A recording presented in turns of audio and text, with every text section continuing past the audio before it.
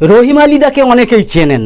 বেশিরভাগ সময়েই ফেসবুকে তিনি সক্রিয় থাকেন, ফুটবল অন্তপ্রাণ, প্রতিষ্ঠিত ব্যবসায়ী। কিন্তু আমার যেটা ভালো লাগে, তিনি একজন নিখাদ রসিক মানুষও।